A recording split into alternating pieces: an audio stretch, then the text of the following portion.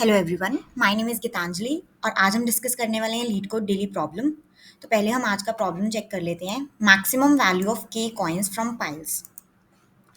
तो problem basically hard level का है और प्रॉब्लम स्टेटमेंट क्या कह रही है कि हमें एन नंबर ऑफ पाइल्स दिए होंगे कॉइन्स के एक टेबल पर, और हर एक पाइल में कुछ नंबर ऑफ कॉइन्स होंगे और उनकी अलग अलग डिनोमिनेशंस होंगी, और हमें एक वेरिएबल गिवन होगा के। और हमें क्या करना है कि के नंबर ऑफ कॉइन्स सिलेक्ट करने हैं उन पाइल्स में से, और उन के नंबर ऑफ कॉइन्स में जितनी भी डिनोमिनेशंस आएंगी उन्हें ऐड करना है और उस रिजल्ट्स को मैक्सिमाइज करके रिटर्न करना है। एक बार समझते हैं। सपोज हमें ये दो पाइल्स दिए हुए हैं कॉइन्स के। अब इसमें 3 कॉइन्स हैं, इसमें भी 3 कॉइन्स हैं, और इनकी अलग अलग डिनोमिनेशंस हैं।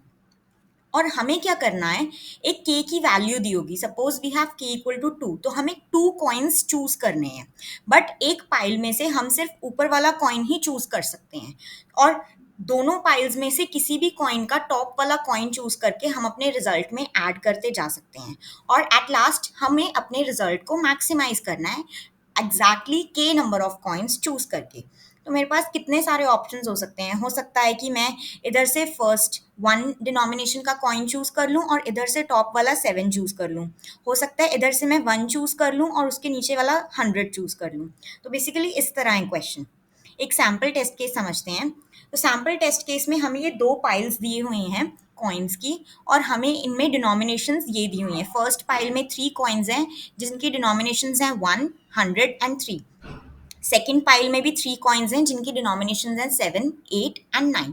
और हमें के की वैल्यू दी हुई है 2, कि हमें इन पाइल्स में से टोटल 2 कॉइन्स चूज करने हैं, और इस तरह चूज करने हैं वो 2 कॉइन्स कि हम जब उनके डिनोमिनेशन को ऐड करें तो वो मैक्सिमम आंसर हो। तो हमारे पास ऑप्शंस क्या क्या हो सकती हैं। हो सकता है कि मैं इधर से फर्स्ट वाला कॉइन टॉप वाला चूज कर लूं और सेकेंड पाइल में से 7, तो मेरा आंसर होगा 8। हो सकता है कि मैं इस पाइल में से कोई भी कॉइन ना चूज करूं और दोनों कॉइन्स ही इस पाइल के चूज कर लूं, फर्स्ट 2, और मुझे हमेशा टॉप वाले कॉइन्स ही चूज करने हैं, तो मेरा आंसर होगा 15। हो सकता है कि मैं सेकेंड वाले पाइल से कुछ ना चूज करूं, दोनों कॉइन्स ही फर्स्ट पाइल से चूज कर लूं, तो मेरा आंसर हो सकता है 101, 100 + 1। तो इन सब में से अब मेरा मैक्सिमम आंसर क्या होगा, 101। तो मैं आउटपुट के लिए वो रिटर्न कर दूंगी। अब हम अप्रोच देखते हैं। तो बेसिकली मेरे पास कितनी सारी ऑप्शंस हो सकती हैं चूज करने के लिए। तो मैं हर एक ऑप्शन ट्राई करूंगी और उनमें से जो मैक्सिमम होगी वो आंसर रिटर्न कर दूंगी। अब हर एक ऑप्शन ट्राई करने से मेरा क्या मतलब है, ऑब्वियसली हम रिकर्शन यूज करेंगे इसमें। तो क्या अप्रोच रहेगी मेरी, सबसे पहले मैं फर्स्ट पाइल पे जाऊंगी। मतलब एक एरे में पाइल्स मतलब दी हुई हैं इंडेक्सेस में, 2D एरे के फॉर्म में दिया होगा मुझे, और मैं आई इक्वल टू 0 यानी फर्स्ट पाइल एनालाइज करूंगी। मुझे पता है इस वक्त इनिशियली के की वैल्यू 2 है, मैंने कोई भी कॉइन चूज नहीं किया है। तो अब मेरे पास क्या क्या ऑप्शंस हो सकती हैं। हो सकता है कि मैं फर्स्ट पाइल से 0 कॉइन चूज करूं। हो सकता है मैं फर्स्ट पाइल से 1 कॉइन चूज करूं। हो सकता है मैं फर्स्ट पाइल से 2 कॉइन चूज करूं। 2 से ज्यादा नहीं कर सकती क्योंकि के की वैल्यू 2 है। तो मैं हर एक ऑप्शन ट्राई करके देखूंगी। तो पहले मैंने क्या किया, मैंने फर्स्ट ऑप्शन ट्राई की कि मैं फर्स्ट वाली पाइल में से कोई भी कॉइन नहीं लेती। तो ऑब्वियसली जो दोनों के दोनों कॉइन्स हैं मुझे सेकंड वाले पाइल से चूज करने पड़ेंगे। सिमिलरली मैं सेकंड पाइल पे जाऊंगी तो मैं वहां पर हर एक ऑप्शन ट्राई करके देखूंगी कि मैं 0 कॉइन्स लूं, 1 कॉइन लूं या 2 कॉइन लूं। तो सेकंड में से अब मुझे दोनों कॉइन्स चूज करने पड़े, और क्योंकि मैं सिर्फ टॉप वाले कॉइन्स चूज कर सकती हूँ तो 7 + 8 15। तो इसमें मेरा आंसर आ गया 15। फिर मैंने चेक किया कि मैं वो ऑप्शन ट्राई करती हूँ जिसमें मैं फर्स्ट पाइल में से सिर्फ एक कॉइन ले सकती हूँ। तो एक कॉइन लेना है और लेना भी मुझे हमेशा टॉप वाला ही है। तो मैंने फर्स्ट पाइल में से सेकंड कॉइन ले लिया, और फिर मैंने रिकर्सिवली फंक्शन कॉल कर दिया सेकंड पाइल के लिए। अब सेकंड पाइल में से भी मैं 0, 1, 2 सभी पॉसिबिलिटीज ट्राई करूंगी, मतलब जो मेरी करंट के की वैल्यू होगी, क्योंकि मैं ऑलरेडी एक कॉइन चूज कर सकती हूँ। तो जब मैं रिकर्सिव कॉल करूंगी नेक्स्ट वाले पाइल के लिए, तो उस वक्त मेरी के की वैल्यू 1 रह गई होगी, क्योंकि ऑलरेडी मैं एक कॉइन चूज कर चुकी हूँ। तो अब इस पाइल के लिए मेरे पास क्या ऑप्शंस सकती हैं कि मैं हो सकता है इस पाइल में से 0 कॉइन चूज कर लूँ, हो सकता है मैं 1 कॉइन चूज कर लूँ। तो बेसिकली और मेरे पास क्योंकि पाइल नहीं है, सिर्फ यही बचा है, तो मुझे इसमें से 1 कॉइन और चूज करना पड़ेगा टॉप वाला। तो 1 + 7 मेरा आंसर हो सकता है 8, सेकेंड ऑप्शन। थर्ड ऑप्शन क्या है कि मैं फर्स्ट पाइल में से टू कॉइन्स चूज कर लूँ, तो मुझे टू कॉइन्स कौन से चूज करने पड़ेंगे, 1 और 100, क्योंकि टॉप में यही है। एंड सेकंड, जब मैंने पाइल के लिए रिकर्सिव फंक्शन कॉल किया तब तक मेरी के की वैल्यू जीरो हो चुकी होगी, क्योंकि मैंने दो कॉइन्स यहीं पे चूज कर लिए।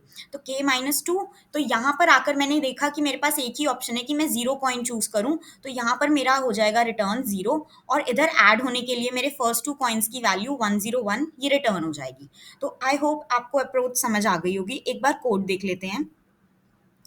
तो कोड में बेसिकली मैंने क्या किया है, ये मेरा रिकर्सिव फंक्शन है जिसमें मैंने पास किया है मेरा एरे, जिसमें मुझे पाइल्स और उसके अंदर जितने भी कॉइन्स हैं उनके डिनोमिनेशंस की वैल्यूज गिवन होंगी, और ये मेरे आ गए इंडेक्स की वैल्यू आई, और ये मेरे के की वैल्यू, जिससे कि मुझे पता चलेगा कि अब प्रेजेंटली मैं आईथ पाइल पे हूँ, और इस पाइल में से मैं कितने कॉइन्स चूज कर सकती हूँ वो मेरी के की वैल्यू मुझे बताएगी।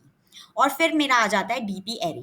डीपी एरे किस लिए, कि हो सकता है मैं कितनी सारी आई कॉमा के की वैल्यूज के लिए रिकर्सिव फंक्शंस कॉल करूंगी, बट ऐसा भी पॉसिबल है कि सेम आई कॉमा के लिए मुझे दोबारा से रिकर्सिव कॉल करनी पड़ जाए।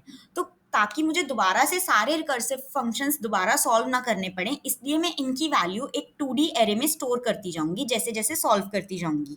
और अगर कभी ऐसी सिचुएशन आती है कि मुझे ऐसे आई कॉमा के लिए फंक्शन सॉल्व करना है जो मैं ऑलरेडी कर चुकी हूँ, तो वो मुझे इस डीपी एरे में से मिल सकता है, और मुझे इतना बड़ा प्रोसेस दोबारा से मतलब एग्जीक्यूट नहीं करना पड़ेगा, सीधा मैं वो डीपी ऑफ आई कॉमा के की वैल्यू रिटर्न कर दूंगी। और ये मुझे कैसे पता चलेगा कि मैं ऑलरेडी सॉल्व कर चुकी हूँ, क्योंकि इनिशियली मैं सभी एरे के इंडेक्सेस पे -1 रखूंगी, क्योंकि अगर मैंने सॉल्व किया होगा तो उसकी वैल्यू -1 से कुछ और वैल्यू होगी, तो मैं रिटर्न कर दूंगी, अदरवाइज मुझे वो फंक्शन सॉल्व करना पड़ेगा वो कॉल। और मैंने बेस केस कंडीशंस क्या यूज़ की कि अगर मेरे के की वैल्यू जीरो हो जाती है, मतलब मुझे जितने कॉइन सेलेक्ट करने थे उतने मैं कर चुकी हूँ, तो तब मैं सीधा जीरो रिटर्न कर दूंगी। या फिर मेरे आई की वैल्यू एरे के साइज के बराबर या उससे ज़्यादा हो जाती है, तब मैं जीरो रिटर्न कर दूंगी, मतलब अब मेरे पास सारे पाइल्स खत्म हो चुके हैं और इस वजह से मैं जीरो रिटर्न कर रही हूँ। नेक्स्ट हम चेक करते हैं कि अब मैंने साइज ले लिया। अब साइज क्यों लिया, क्योंकि मैं पाइल के हर एक एलिमेंट को चेक करना चाहती हूँ, क्योंकि अभी मैं आईएथ पाइल पे हूँ, तो आईएथ पाइल में कितने कॉइन्स हैं वो मैंने साइज में स्टोर कर लिया, और प्रेजेंटली मैं कितने कॉइन सिलेक्ट कर सकती हूँ वो मुझे के से पता चलेगा, तो मैंने एक वेरिएबल बना लिया एम जिसकी वैल्यू के है।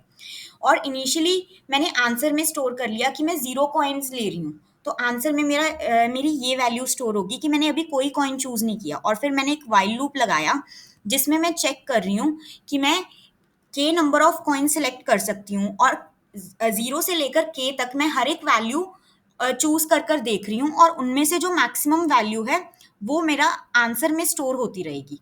और इधर मैं इंडेक्स भी जे प्लस प्लस करती रहूंगी। सपोज मैं फर्स्ट फाइल पे हूँ, तो जे की वैल्यू अभी मेरे पास जीरो है, एंड देन उसके बाद जे की वैल्यू जैसे ही 1 होगी तो मैं चेक करूंगी कि मेरे पाइल में जो एलिमेंट है मैं उसको सम में ऐड करती जाऊंगी, और सम को मैं इसमें ऐड करके नेक्स्ट फंक्शन कॉल करती जाऊंगी नेक्स्ट पाइल के लिए। तो इस तरह इस वाइल लूप से मैं सभी पॉसिबिलिटीज चेक कर रही हूँ, और फाइनली मैं अपना आंसर, जिसमें कि मेरी मैक्सिमम वैल्यू स्टोर है इन सभी वैल्यूज में से, वो रिटर्न कर दूंगी।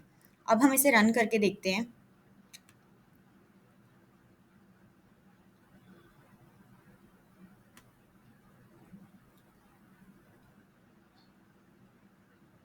Thank you guys.